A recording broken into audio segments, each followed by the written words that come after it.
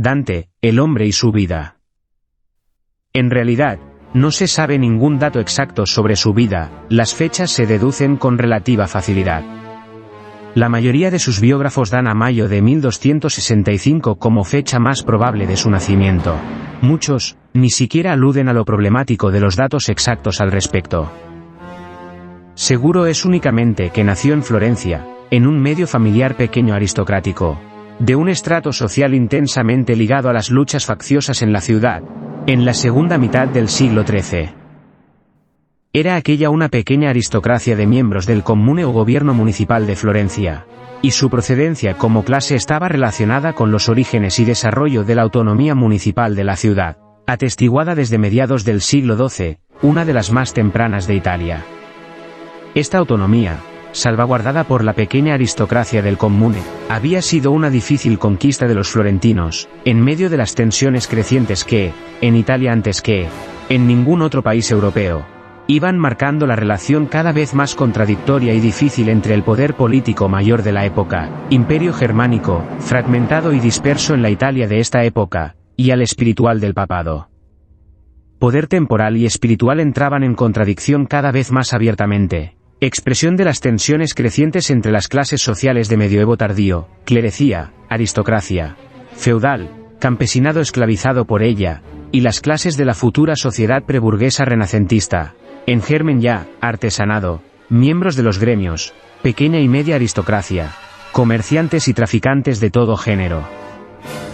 Florencia había vivido desde sus comienzos de autonomía urbana un ambiente político y condicionado por su dependencia económica de Francia y el papado. Cuando ya en pleno siglo XIII, las rivalidades entre el poder imperial alemán, mayor que el francés todavía, y el papado tomaron la forma facciosa determinada de gibelinos y güelfos, Florencia se inclinó naturalmente del lado de los últimos. Y siguió siendo güelfa, hasta las convulsiones que marcaron el final del siglo XIII, es decir, durante toda la juventud de Dante. Ello significaba que Florencia estaba gobernada por una mayoría güelfa en el comune, independientemente de la opinión pública y los intereses de los ciudadanos. Y aquella asamblea era un órgano decisivo en la vida política de la ciudad. Reflejaba, como un barómetro político, las reacciones de aquella parte de la ciudadanía florentina políticamente activa, ante las luchas y contradicciones del poder espiritual, en plena decadencia desde el Papa Bonifacio VIII, y también la situación de dependencia de Francia, junto a la evolución económica ya preburguesa, y el predominio artesanal se reflejaban en la política del comune, dominado por la facción güelfa, en posición cada vez más difícil ante el empuje gibeliano, pro unidad con y bajo los fines del imperio. A fines del siglo XIII, ambas facciones habían llegado a cierto equilibrio de fuerzas y parecían esperar los acontecimientos inmediatos, dispuestas a sacar partido de ellos para sus fines.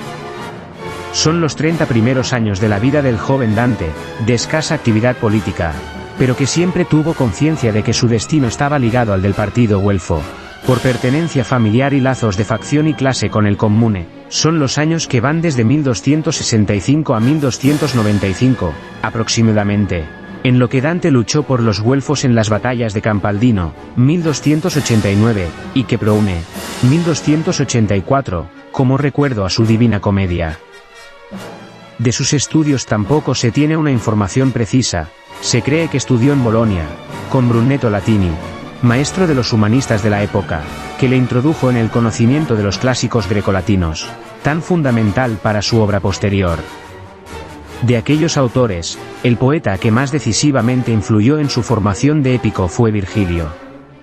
De él dará posteriormente en su Divina Comedia una imagen un tanto influida por las concepciones medievales. Sobre el poeta, aunque poco dice la crítica acerca de la humanización que Dante intentó introducir en la visión aún medieval que, del gran poeta imperial latino se tenía en su época. La formación de Dante estuvo también fuertemente influida por el franciscanismo de su tiempo, según se observa en El Paraíso, 26, y por las enseñanzas y relación con los dominios de Santa María Novella. En sus comienzos de poeta fue decisiva para él la lectura y trato con Guido Cavalcanti proceden sus concepciones filosóficas, tal como las expone, sistematizadas, en la Divina. Este último influjo no ha sido seguido detalladamente, en parte debido a lo fragmentario de la obra de aquel poeta del dolce stil. Parece mantuvo también relaciones con los demás cultivadores del dolce stil, Guido Guinizelli, Lapo Gianni, Dino Frescobaldi. En realidad, sus comienzos poéticos están muy estrechamente ligados a sus relaciones con los cultivadores de modalidad poética, de origen medieval en lo temático e influjo franciscano a través de la breve obra del precursor, Jacopone da Todi. Así, entre otras muchas cosas, la sencilla y piadosa poesía de Jacopone da Todi está presente en el primer libro de poemas de Dante, su Vida nuove, 1292, en el que se adhería plenamente al dolce stil. Era un conjunto de semblanzas y recuerdos en prosa de sus encuentros con una muchacha, Beatriz, hija de Folco Portinari, vecino suyo, que, según los cañones poéticos del dolce stil, tenía el don angélico que justificaba su adoración muda y respetuosa, su sublimación y la dedicación de su obra poética. La Vita recoge también sus primeros poemas amorosos, canciones y baladas elegantes, musicalísimas, glosadas por comentarios en prosa, en las que predomina un tono de sinceridad personal y una finura y delicadeza de expresión no lejanas de lo popular. Ya estos versos le hicieron famoso en su tiempo, cavalcando l'altrier per un camino, dan chavete intelleto d'amor. Tanto yentaile tanto honesta pare, etc. En sus recuerdos de Beatriz, muerta cuando Dante escribía esta obra, ¿sigue el poeta con exactitud los cánones poéticos y amatorios del dolce stil? La crítica dantesca no parece haberse planteado aún la cuestión de en qué medida la pasión de Dante por Beatriz estaba condicionada por sus necesidades expresivas de poeta, por su pertenencia al dolce stil, más de lo que comúnmente se supone. La exégesis pseudo-romántica ve en Dante un nuevo héroe de amor, eternamente fiel al recuerdo de su primer amor, inmortalizado en su poema Máximo, etc. En realidad, Dante reaccionó ante los desdenes de Beatriz, que se casó con otro, de manera poco de acuerdo con idealizaciones de ninguna clase. Ella murió en 1290. La Vita nuove fue escrita hacia 1293. Algunos años después, Dante se casaba con Gemma de Maneto de Nati, de la que tuvo 3 hijos y de quien tuvo que separarse por su destierro posterior de Florencia, en 1300. Su vida había sido la normal en un joven miembro del patriciado florentino de su época, al idealismo ensoñado de su encuentro con Beatriz, es decir los años 1288 a 1292, había seguido la reacción natural, un tanto tempestuosa, que culmina hacia los 33 años de vida, hacia 1300, el mezzo del Camín de Nastre Vita, a que alude el comienzo de la Divina Comedia. Según otros comentaristas, los 35 años se casó y tuvo hijos. Intervino en las tareas del comune, incluso en sus luchas.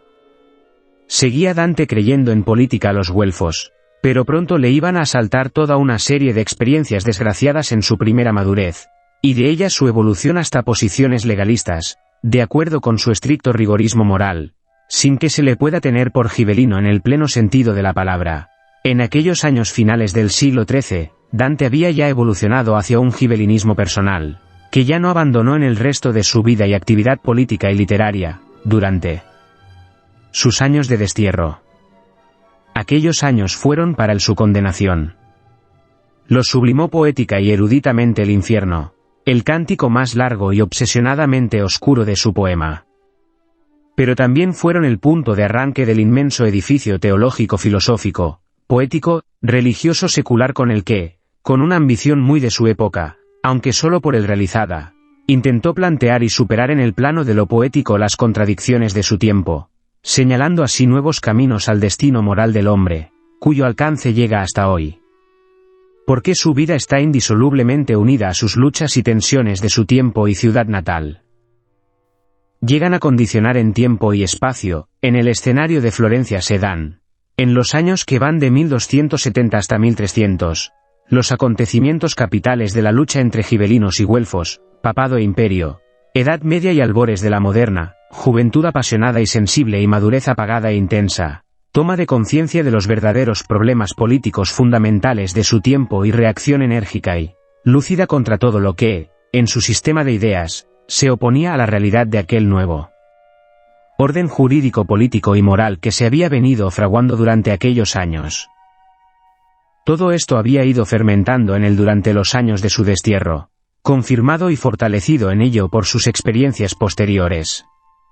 Dante fue un idealista, como se dice, pero su idealismo tendía a la síntesis lúcida de idea y posibilidad. No es verdad que renunciara en ningún momento de desesperación a la realización de sus ideas. Pascua de 1300. El comienzo del nuevo siglo cronológico fue para el poeta y su ciudad el comienzo de una fase decisiva de su existencia política y social. Dice De Santis al respecto, en el día del jubileo, del año santo de 1300, cuando el Papa Bonifacio VIII hacía ostentación de su poderío, rodeado de todo el mundo cristiano, Dante se ve perdido en una selva oscura, en peligro de sucumbir al asalto de las pasiones, inicios del poema. Mas surge entonces Virgilio, la razón, quien sacándole del salvaje lugar le conduce a la contemplación del infierno y purgatorio, alegóricamente. Dante es el alma humana, Virgilio la razón, Beatriz la gracia divina, el otro mundo es este mundo, pero en su aspecto ético y moral este mundo tal como debería ser si se rigieran la filosofía y la virtud, el mundo ético, realizado, el mundo de la justicia y la paz, el reino de Dios. Desde 1266 los güelfos, vueltos al poder, dispusieron una nueva ordenación del comune, según una ordenanza, la del primo Pepoulo o Pepoulo Antico, los que estaban antes, los del principio, es decir, los artesanos gremiales. Dicha asamblea había dejado de existir como órgano consultivo y ejecutivo, el poder lo ejercía en ella el magistrado guelto de turno. Esta facción estaba ahora naturalmente interesada en enrolar a la burguesía urbana, a lo que le podía ser adicta al servicio de su política. Los gibelinos habían sido desterrados y sus bienes confiscados. La burguesía prosperaba en medio de una tranquilidad relativa. Desde 1280 el poder de las artes o gremios artesanos se había ido consolidando cada vez más. Pero el dominio burgués y güelfo tenían que apoyarse en ocasiones incluso en elementos populares, como el movimiento de Giano Udella Bella que establecía definitivamente el predominio de las artes, en 1293. Por entonces entraba Dante en la vida política, inscribiéndose en el registro del arte para candidatos a los cargos urbanos. A aquella edad, Dante era aún prácticamente güelfo por actividades y situación familiar y social, son los años de Campaldino y Quebroune. Y también los de su rápida madurez ideológica, a la vista de la falta de perspectivas y las contradicciones de las luchas facciosas, que en un principio habría tenido por inevitables en la vía hacia la necesaria concordia civil. Veía ahora que aquella lucha anteponía los intereses de casta, familia, cuna, clase social o simplemente los personajes, a los municipales, colectivos, a la unidad y paz políticas, al derecho objetivamente considerado, a la necesaria autonomía urbana florentina, conquistada más de un siglo antes contra los poderes medievales del feudalismo teocrático y única garantía en aquellos momentos de independencia política. Pero en 1295, en el municipio florentino, lejos de compartir estos puntos de vista progresivos y lúcidos de Dante, se acentuaba la desunión, fomentada secretamente por el papado, en las dos nuevas facciones de los blancos y negros, correspondientes a las dos familias güelfas más poderosas de la ciudad. A Dante no le quedaba otra alternativa que unirse a los blancos, más inequívocamente partidarios de las libertades florentinas, opuestas a la política del Papa Bonifacio VIII y de la Casa Real Francesa de los Valois, que eran apoyados por la facción negra. En 1300, formando parte de un organismo llamado el Priorato, Dante había participado en un intento de pacificación de las dos facciones florentinas, consistente en confinar fuera de la ciudad a los jefes más peligrosos de ambos bandos, entre ellos a su amigo y correligionario Guido Cavalcanti. La lucha facciosa era ya una reyerta sin fin, atizada por Francia y el papado, que veían sus posiciones en peligro. Ambos bandos arguían las mismas intenciones pacificadoras, aunque cada cual las entendía a su modo. Dante estaba en Roma, al frente de una delegación florentina. Trataba de negociar ante el Papa muy probablemente su abstención, ya que no su colaboración en el conflicto. Fue entonces cuando se enteró del brusco giro de los acontecimientos. Corso de Nati, jefe del bando negro, y aliado del Papa y de Valois, hermano del rey francés, se había hecho dueño de la ciudad. Los blancos hubieran muy bien podido enfrentarse con aquel cabecilla, ya que controlaban la ciudad por completo. Pero el poder de la Casa de Francia, aliada natural de los güelfos, les intimidó y no se atrevieron a oponerse activamente al golpe de mano traicionero de sus enemigos. Corso, dueño de Florencia, inició la represión. Los destierros fueron publicados en bandos públicos, en primer lugar, contra los miembros efectos de la facción blanca. Dante, que venía oponiéndose a la política de Bonifacio VIII muy abiertamente desde años antes, fue incluido inmediatamente en uno de ellos. Se le condenaba al destierro amenazándole con la pena de la hoguera si se encontraba en su ciudad natal. No le quedó más remedio que quedarse en Roma, donde sus emociones, al enterarse de todo esto, son fácilmente imaginables ante lo que dice en la Divina Comedia, sobre Bonifacio VIII, a quien encuentra entre todos los condenados, en el infierno y para el que reserva toda una serie de epítetos violentos. Ello le acarreó la excomunión papal, que ha durado siglos enteros, hasta el levantamiento de esta por Benedicto XV. Su semi-apartamiento de los güelfos durante los años anteriores a su destierro se agudiza luego. Sus horizontes ideológicos se habían ampliado extraordinariamente y había profundizado sus ideas filosóficas. Muy probablemente son aquellos los años en que surgen los motivos de lo que luego será su gran poema, el cúmulo de ideas originales del convivio, en el cual está ya en ciernes la cuestión fundamental para la elaboración del plan de la Divina, la referente a los alcances y límites de la autoridad imperial, su misión política y sus posibles repercusiones histórico-sociales sobre la dispersión política en la península italiana. Todo ello visto a la luz de las nuevas concepciones amplias de Dante.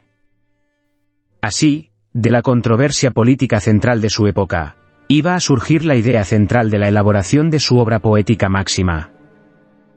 Porque la Divina Comedia, como toda gran obra literaria, es el resultado de la elaboración posterior de toda una serie de experiencia, de fusiones de planos, ideas, obsesiones, de la asimilación peculiar de la cultura de la época, de impresiones de Dante, que funda genialmente todo ello y mucho más en una gran síntesis poética de contenido progresivo, activo y de base moral estricta, firme, con ayuda de la cual el hombre medieval que había en el poeta salvaba su unidad y conciencia morales.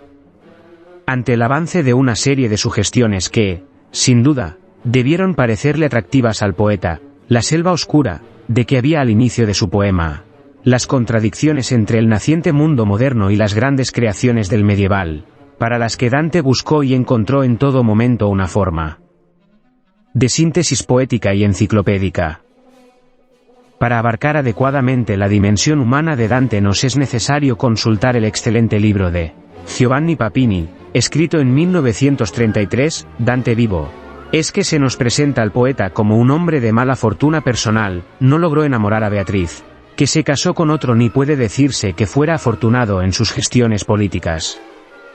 Su vida transcurrió en medio de la mayor incomprensión y soledad.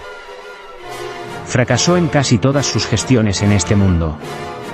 Trata Papini en su libro de proceder a una saludable desmitificación de la dimensión humana del poeta, desorbitada por la exégesis romántica del siglo XIX. Para Papini y su libro cobra cierta actualidad en la España de hoy. El análisis profundo de la vida y obra de Dante nos explica la desproporción entre la figura humana y sus limitaciones y la altura indudable de su obra poética, la capacidad final de síntesis de las antinomias, no contradicciones, como recuerda sagazmente Papini.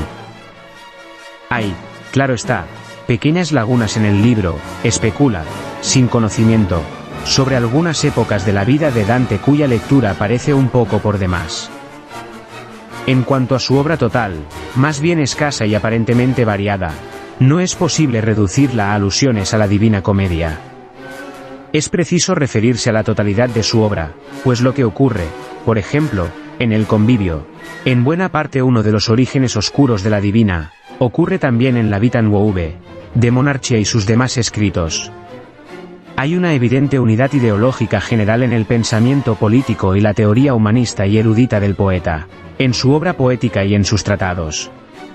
Así el lector que empezó leyendo la Divina con idea de conocer lo esencial de la obra, se ve a poco obligado a buscar sus arranques en otras obras anteriores o posteriores, para formarse una visión adecuada del conjunto de la producción y alcances de la obra total.